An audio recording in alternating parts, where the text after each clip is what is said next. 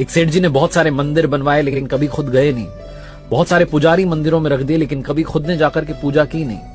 एक दिन उन्हें पैसों का संकट आन पड़ा। उनको 100 करोड़ रुपयों की आवश्यकता थी। बिना देरी के मंदिर के लिए भागे और सुबह सुबह उनको बोहनी की आदत थी। उन्हें लगा कि कोई और आकर के प्रभु का मन खराब ना कर दें, तो जाकर के मंदिर के वहां खड़े हो गए। लेकिन जाकर देखते हैं कि एक भिखारी उनसे पहले आकर के खड़ा हुआ है और भिखारी आकर के कह रहा है कि प्रभु 100 रुपयों का इंतजाम करवा देना, मेरी पत्नी बीमार है, कुछ दवा का प्रबंध हो जाता तो पत्नी ठीक हो जाती। सेठ जी का दिमाग खराब हो गया कि आकर के ईश्वर का मन खराब कर रहा है सुबह सुबह 100 रुपयों के लिए। बिना देरी के जेब से निकाल करके 100 रुपए भिखारी को दिए और कहा चलो निकलो। भिखारी ने भगवान को प्रणाम करके कहा क्या बात है, आपने तो पहली बार में ही प्रार्थना स्वीकार ली। और अब सेठ जी का नंबर आया। सेठ जी कहने लगे भगवान 100 करोड़ रुपए का इंतजाम करवा दो, 100 करोड़ रुपए का इंतजाम करवा दो। प्रभु मूर्ति में से प्रकट हुए और कहने लगे कि एक भिखारी से तो तूने मेरा पीछा छुड़वा दिया, लेकिन तुझसे पीछा छुड़वाने के लिए मुझे तुझसे भी बड़ा भिखारी ढूंढना पड़ेगा जो तुझे आकर के 100 करोड़ रुपए दे दे। सेठ जी की आंखें भीग गई। उन्होंने कहा प्रभु ये क्या कह रहे हो, आपने इतना बड़ा ताना दिया।